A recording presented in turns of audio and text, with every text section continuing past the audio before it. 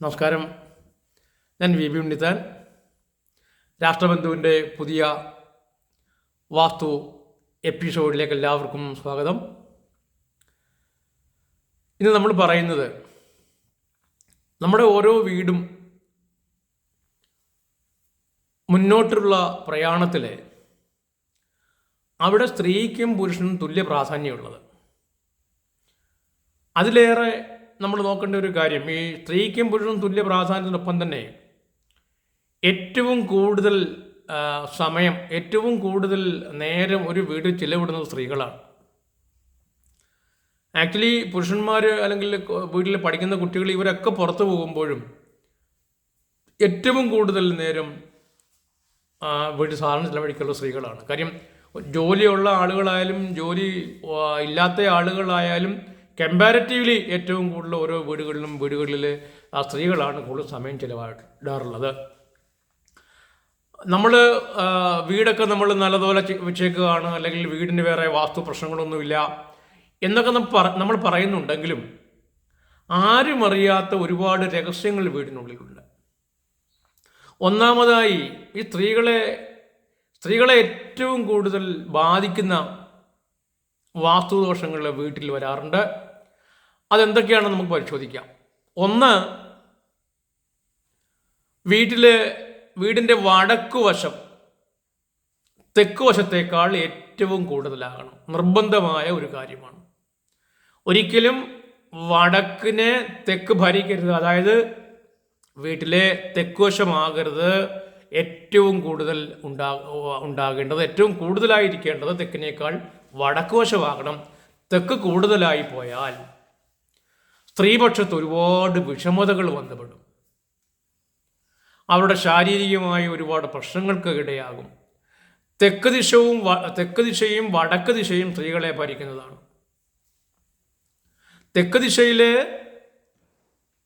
Especially തെക്ക് പടിഞ്ഞാറ് വശത്തും പടിഞ്ഞാറിലെ ഏകദേശം തെക്കുമായി നമ്മൾ സന്തുലിതപ്പെടുത്തുമ്പോൾ തെക്ക് പടിഞ്ഞാറ് ദിശയിലെ കന്നിമൂല ഒഴിച്ചു വരുന്ന ഏതാണ്ട് 60 ഡിഗ്രിയിൽ നമ്മൾ ചെയ്യേണ്ട കാര്യം, ആ 60 ഡിഗ്രിയിൽ പടിഞ്ഞാറ് കുറഞ്ഞു വരികയും ഒപ്പം തന്നെ തെക്കിലെ 90 ഡിഗ്രിക്ക് മോശത്തരം വരാതെ ഇരിക്കുകയും ചെയ്യേണ്ടതാണ്.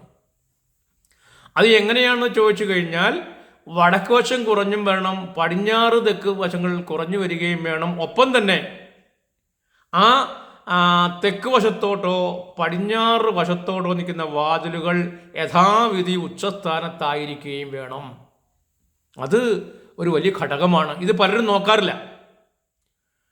പല ആളുകളും ശ്രദ്ധിക്കാതെ പോകുന്ന ഒരു അവസ്ഥയാണത്. അപ്പോൾ എന്തു പറ്റും?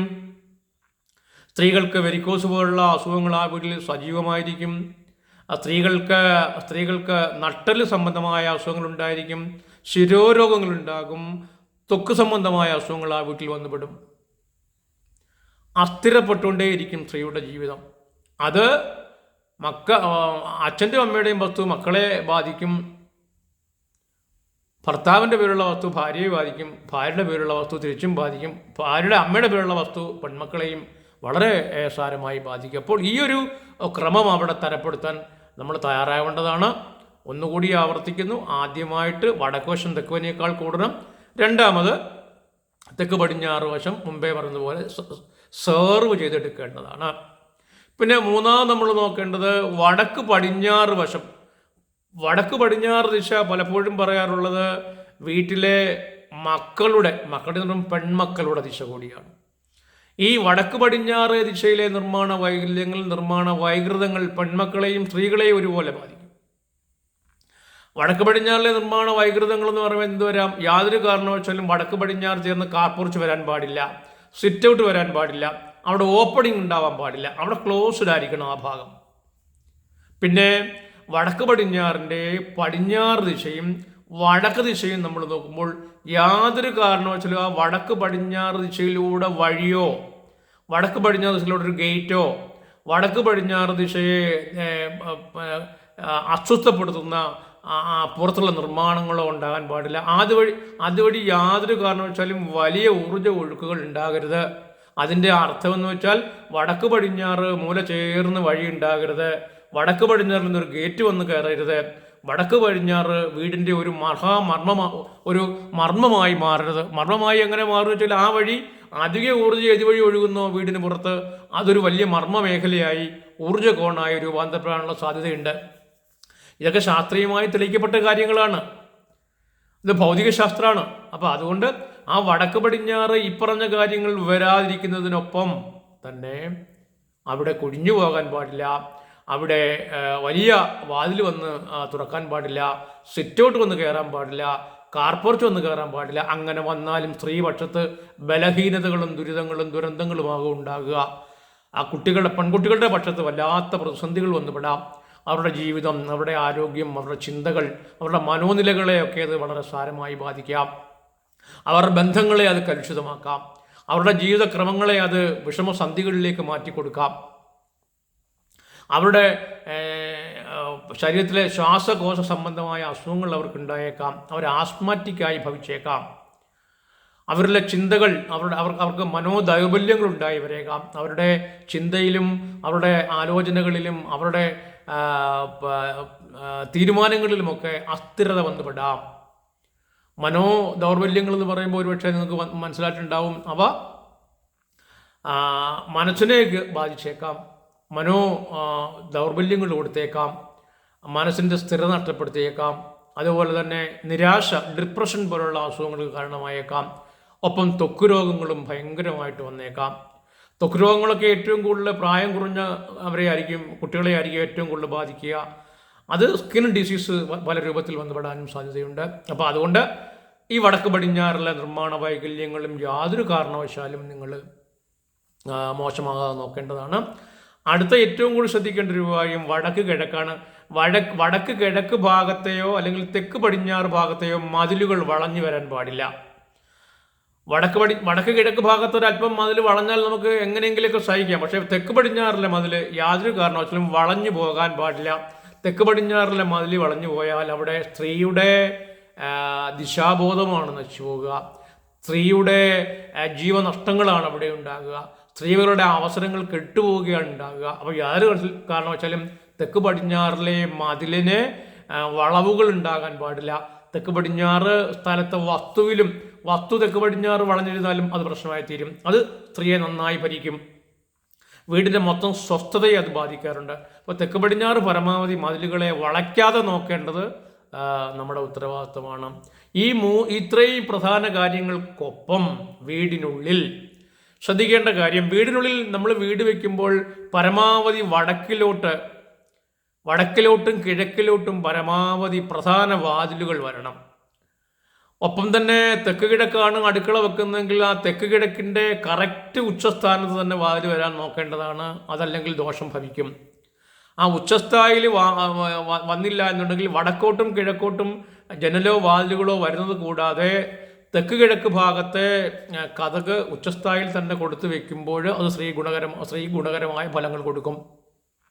അത് കൊടുത്തില്ലെങ്കിൽ കണ്ണുനീരൊഴിയാത്ത ജന്മങ്ങളായി അവശേഷിക്കുന്നതായിരിക്കും. വയറ്റിനുള്ളിൽ രോഗങ്ങൾ കൊടുക്കാം, ഉദരരോഗങ്ങൾ കൊടുക്കാം, വയറ്റിനുള്ളിൽ ജലം കെട്ടിനിൽക്കുന്ന പോലുള്ള അവസ്ഥാവിശേഷങ്ങളൊക്കെ സംജാതമാകാം. തെക്ക് പടിഞ്ഞാറ് മതിൽ വളഞ്ഞാൽ സ്ത്രീയുടെ ആരോഗ്യത്തെയും നട്ടലിനെയും ഒക്കെ അത് വളരെ മോശമായി ബാധിക്കും. കോശങ്ങൾ മുറിഞ്ഞു പോകുന്ന അസുഖങ്ങളിലൊന്നും പെടാൻ സാധിക്കും. വീടിനുള്ളിൽ നിൽക്കുമ്പോൾ നമ്മൾ കിഴക്കോട്ടും വടക്കോട്ടും ഉള്ള വാതിലുകൾ നിർബന്ധമായിട്ടവ കിഴക്കോട്ടും വടക്കോട്ടും വാതിലുകളും ജനലുകളും തുറന്നിടാനും അല്ലെങ്കിൽ അവയിലേക്ക് ഊർജങ്ങളുടെ ഒഴുക്കുണ്ടാകുന്നതും നമ്മൾ ഉറപ്പാക്കേണ്ടതാണ്. ഒപ്പം നമ്മൾ ഓരോ മുറിയിലും ക്രമപ്പെടുത്തുമ്പോൾ ഓരോ മുറിയുടെയും വടക്ക് കിഴക്ക് ഭാഗങ്ങൾ ഓപ്പണായി വരുന്ന നിർമ്മാണം കൊണ്ടുവരേണ്ടതാണ്. അത് ആദ്യം മുതലേ പ്ലാൻ ചെയ്യാമെങ്കിൽ ഇതെല്ലാം ചെയ്യാൻ കഴിയും. വടക്ക് കിഴക്ക് വശത്തിൽ ഓരോ മുറിയുടെയും വടക്ക് കിഴക്കിലേക്കാണ് വാതിലുകളും ജനാലയൊക്കെ വന്ന് കൊടുക്കാൻ കഴിയുന്നതെങ്കിൽ നമുക്ക് ഇത്തരം കാര്യങ്ങളെയൊക്കെ നമുക്ക് മറികടക്കാനാകും. ഇതൊക്കെ നമ്മൾ മനസ്സിലാക്കേണ്ട കാര്യം. നന്നായി വീട് വെച്ചിട്ടും എന്തുകൊണ്ട് എനിക്ക് ദുഃഖങ്ങൾ ചോദിച്ച ആൾക്കാർ എൻ്റെ അടുത്തുണ്ട്. എന്നോട് ചോദിച്ചവരുണ്ട്, ഞങ്ങൾ കേരളത്തിൽ അറിയപ്പെടുന്ന ഒരു വാസ്തുകാരൻ പ്ലാൻ എടുത്ത്, ഞാൻ ആ വീട്ടിൽ നിന്ന് പ്ലാൻ എടുത്ത് എൻ്റെ കൈ വെച്ചിരിക്കുക. ഞാൻ പറഞ്ഞു, പ്ലാൻ എന്തിനാ, വീട് തന്നെ നിൽക്കുകയല്ലേ. അല്ല, അവർ പറഞ്ഞു ഇതെല്ലാം പറഞ്ഞു അങ്ങെല്ലാം സംസാരിക്കും. എന്നിട്ട് ഞങ്ങൾ പോയ ജീവിതാവസ്ഥ ഞാൻ പറഞ്ഞുതരാമെന്ന് പറഞ്ഞു. ഞാൻ പറഞ്ഞു നിങ്ങൾ എനിക്ക് പറഞ്ഞു തരണ്ട, ഞാൻ അങ്ങോട്ട് പറഞ്ഞുതരാമെന്ന് പറഞ്ഞു. അപ്പോൾ ഞാൻ അങ്ങോട്ട് പറഞ്ഞു കൊടുത്തപ്പോൾ അവർ ആ ഘട്ടങ്ങളിലെല്ലാം കഴിഞ്ഞുപോയി. എന്നിട്ട് അവർ ചോദിക്കുകയാണ്, കേരളത്തിലെ അറിയപ്പെടുന്ന ഒരു വാസ്തുകാരൻ ഞങ്ങൾ വലിയ തുക ചിലവാക്കി, വലിയ ഭീമമായ തുക ചിലവാക്കി കൊണ്ടുവന്നാണ് 2-3 പ്രാവശ്യം കൊടുത്തിട്ട് വീട് വെച്ചത്. പക്ഷേ ഞങ്ങളുടെ ഈ പറഞ്ഞ അവർ കയറി ഇറങ്ങിപ്പോയ, അവർ അനുഭവിച്ചു പോയ ആ ദുരന്ത പർവ്വങ്ങളെ അവർ പറയാൻ ഞാൻ പറഞ്ഞു കൊടുത്തു അവരുടെ അടുത്ത്. അപ്പോൾ അവരനുഭവിക്കുകയാണ്, അവരെപ്പോഴും അനുഭവിക്കുകയാണ്. ഞാൻ ആ വീട് പരിശോധിച്ചപ്പോൾ ഈ വീഡിയോയിൽ ഞാൻ എന്തൊക്കെ പറഞ്ഞുവോ, അവരിത് കേൾക്കുന്നുണ്ടാവാം, ഈ വീഡിയോയിൽ ഞാൻ എന്തൊക്കെ പറഞ്ഞുവോ അതെല്ലാം അവരനുഭവിച്ചു കഴിഞ്ഞിരിക്കുന്നു. 2 പെൺമക്കളുണ്ടായിരുന്നു. 2 പെൺമക്കളുടെയും വിവാഹബന്ധം വേർപെട്ടുപോയി. ഒരാൾക്ക് തലയ്ക്ക് മന്ദത, തല മരവിച്ചു പോകുന്ന രോഗമാണ് ഒരാൾ കേസും വഴക്കുമായി നടക്കുന്നു. 2 പേരുടെയും ജോലി നഷ്ടപ്പെട്ടു പോയി. സ്ത്രീകൾ മാത്രമുള്ള വീട് കൂടിയാണ്. അതെന്ന് ഓർക്കുമ്പോൾ വളരെ വിഷമം തോന്നുകയാണ്. പേരെടുത്ത് എന്ന് പറഞ്ഞിട്ട് ആയില്ല, അത് ആളുകളെ സഹായിക്കാൻ കഴിയുന്നതായിരിക്കണം വാസ്തു. അപ്പോൾ വലിയ വീട് വെച്ചിട്ടോ അല്ലെ ഏത് സൈസിലുള്ള വീട് വെച്ചിട്ടോ കാര്യമൊന്നുമില്ല. ഇത്തരം കാര്യങ്ങൾ നിർബന്ധമായി ഉറപ്പാക്കാൻ കഴിവുള്ളവരാകണം നമ്മളെ വാസ്തുപരമായി സഹായിക്കാൻ വരേണ്ടത്.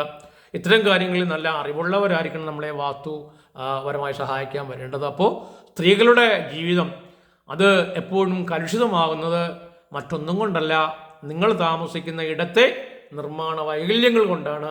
അത് തിരിച്ചറിയുക. ഞാൻ ഈ പറഞ്ഞ കാര്യങ്ങൾ നിങ്ങൾക്ക് തന്നെ നിങ്ങളുടെ വീട്ടിൽ പരിശോധിക്കാവുന്നതാണ്.